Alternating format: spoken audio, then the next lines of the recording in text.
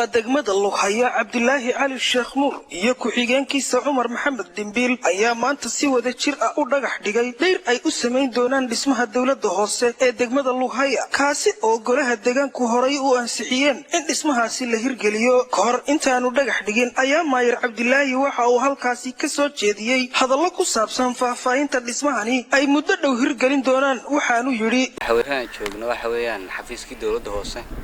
ee degmada Lughaya oo runtii ahaa xafiis qadiimi oo ka haray dawladii siyaad bare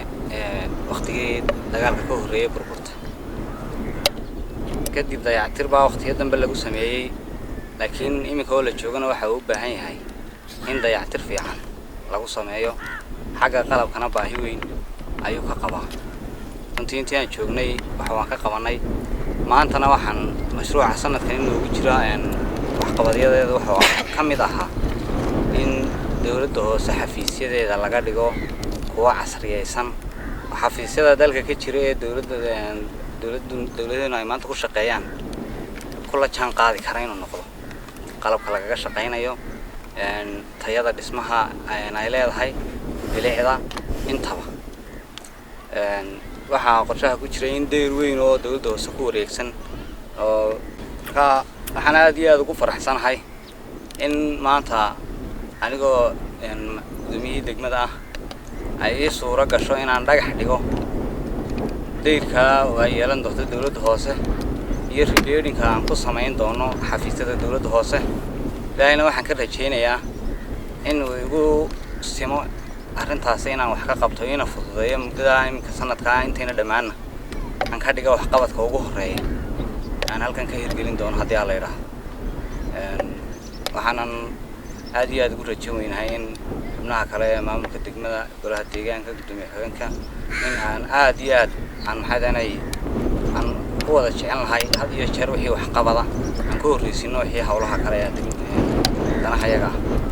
kale waxa uu isla maanta maayir ku xariga ka jaray guri loogu talagalay in lagu maamuuso martida kaasi oo dhismihiisa laga hirgeliyay magaalada Gargaara ee ka tirsan degmada Lughaya madashii ay xariga kaga jarayeen aqalka martida ayaa waxa ku helinayay maayir ku-xigeenka degmada Lughaya Cumar Maxamed Dimbiil iyo xildhibaan Axmed Xuseen Badmaax oo ka mid ah golaha deegaanka ee degmada Lughaya isla markaasina laga soo doortay magaaladaasi Gargaara sidoo kale waxa iyaguna goobjoog ahaa qaar ka mid ah odayaasha magaaladaasi kuwaasi oo ka hadlay goobta kahor intaan xariga laga jarin gurigaasi ayaa waxay uga mahad celiyeen dhammaan golaha deegaanka ee degmada Lughaya ee iyagu ka fuliyay dhismahan magaalada Gargaara waxayna intaasi raaciyeen in gurigii la dhameystiray dhismihiisii balse ay ka dhiman yihiin agabkii loogu talagalay guriga taasina ay xukuumadda ka codsanayaan in ay wax ka soo tarto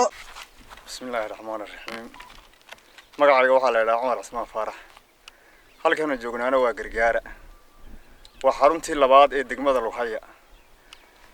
جوري جاني أن هرج جناي مكا وجوري مرتدى أيقو ترجعين كلها الدجان كا إيوه ما يركوك عادي أنا وانقوم هالنقينا هو شافع وين له يقولها الدجان كان دورناي إياه ما يرك الدجمدو أي قبتين وحي كل وحي اللي قبته وحوم باكر دمانه وحي نقدر دمانه waxaan si naxariis leh u weydiisanaynaa hay'adaha iyo cidii kale ee qusaysaba halkii aadan u jilciyaa wixii naga dhiman hay'adaha caalamka ma Soomaalidu waxay tiraahdaa ninkii wax qabsada wax loogu dara waxaan leenahay waxbaan qabsanay wixiisa loogu daraayo ninkii wax qabsada alla noogu daro waxa weeyaan gurigani guri aan aad ugu baahnayn oon u qabnay gaajo weyn ama samaaha ee waxa weeyaan aad ugu baahnayn oo naga maqnaa weeyaan ay sameeyeen golaha deegaanka ee degmada Lughaya ka sameeyeen tuulada Gargaara bari marka waxa weeyaan waanaga dhameystirnay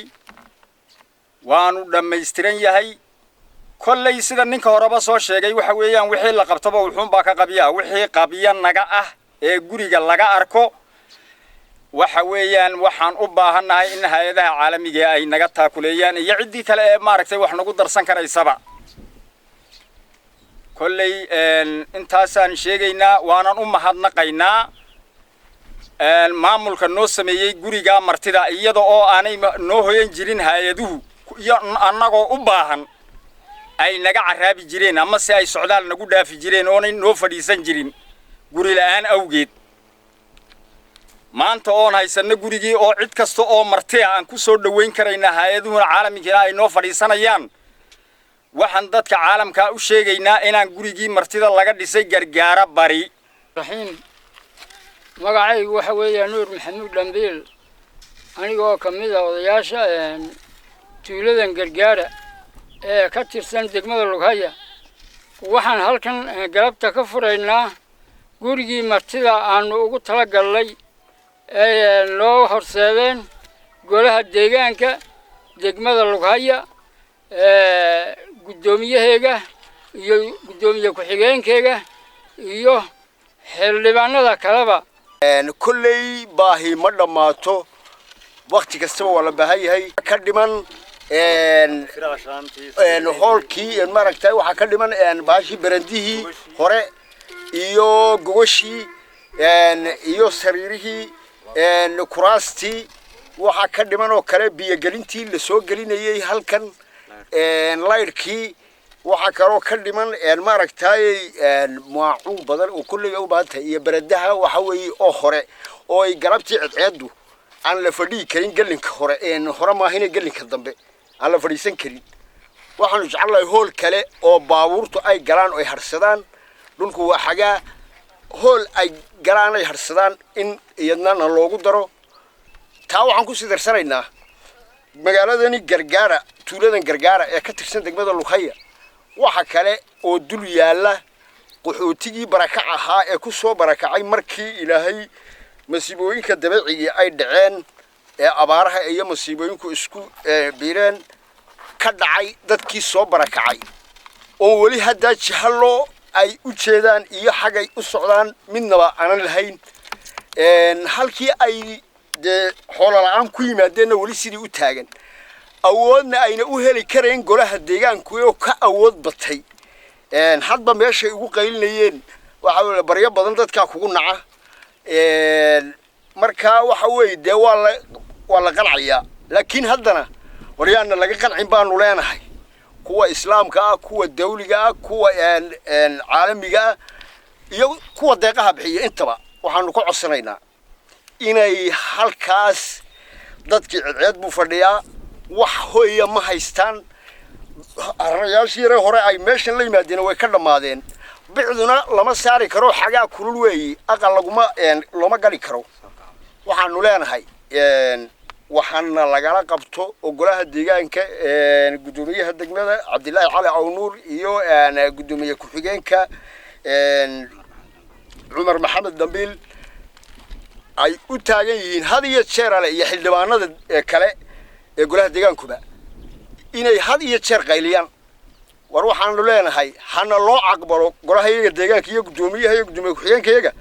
hadba waxay sheegaan waa run hana loo aqbalo maayarka degmada Lughaya mudane Cabdilaahi Cali Sheekh Nuur oo hadalka qaatay ayaa sheegay in si dhaqso ah gurigaasi loo soo qalabayn doono balse uu odayaasha magaalada gargaara kula dardaarmayo in ay daryeelaan gurigaasi magaaladan gargaara waa meesha labaad ee degmada ugu ballaaran magaalo ahaan marka la yiraahdo waana meesha ugu dhismayaal qurux badan degmada waana magaalo weyn dhibaatooyin badan way haystaan oo waxa weeyaan meesha ugu barakaca badan leh gobolka Awdal oo buuraleydii baa xaggan dusha ka saaran xaggan hoosta bankii baa ka saaran labadii meelood xooluhu ku noolaayeen bay bartankoogita markii ay abaaruhu dhaceen dadkii buurta joogayna xaggii waxa u soo yaaceen magaaladii ugu dhaweyd oo gargaar ahayd kuwii banka joogayna magaaladii ugu dhaweyd oo gargaar ahayd iyo iskugu yimaadeen runtii cid kastoo timidaba way aragtay waa meesha ugu barakaca badan leh wali haddana waxa lagu diirsado oo dadkii wax u qabta lagama qabanin insha Allah waxaan rajaynaynaa in xukuumadda qorsheega uu ku jira in cid wax ka qabata arrintaasi loo helo runtii gurigani martida ee tuulada gargaara aad bay ugu baahnayd meeshii oo magaaladii labaad ee degmada ah haddii marti dawladeed ay timaado iyo haddii marti hay'adeed ay timaadaba meel loo hoydo aan lahayn runtii dhib weyn bay nagu haysay maanta haddana waxaa noo suura gashay muuqaalka aad arkaysaan inaan hirgelino haddii ilaahay yiraahdo inta ka dhiman waxaan ku dadaalaynaa sidii aan ugu dhaqsaha badan sidii aan u keeni lahayn haddii cid kale wixii aan taal weynana in cid kale aan la kaashano ama xukuumadda ha noqoto ama hay'adaha ha noqoto yaan ilaahay ka rajaynaynaa una inoo gabagaboon doonaa iminkana waxaan u taaganahay inaan xadhigii ka jarno idinkana waxa la iniga baahan yahay reer gargaarada haddaad tihiin gurigii waka laakiin inaad ilaalisaan oo guri bariba la dhaadhaawaco ama guri daranyooba inayna noqonin baahidii aan u qabnay darteed in lagu ilaaliyo inayna baahi dambe oo gurigaasi loo qabaay ayna imanin wax lagu daro mooyaane wax laga qaadana inayna suuro gelin waxaan aad ugu kalsoonahay duqeyda gargaarada intaasi kadibna waxa ay si rasmi ah xadhigga uga jareen dhismaha aqalkaasi maayarka iyo xubnihii kale ee ku weerinayay madashaasi si kastaba ha ahaatee aqalkan martida ee maanta maayarku xadhigga ka jaray ayaa ahaa mid ay baahi weyn u qabeen bulshada ku dhaqan magaalada Gargaara waa Cali Xajar shabakada wararka ee Heemaal magaalada Gargaara.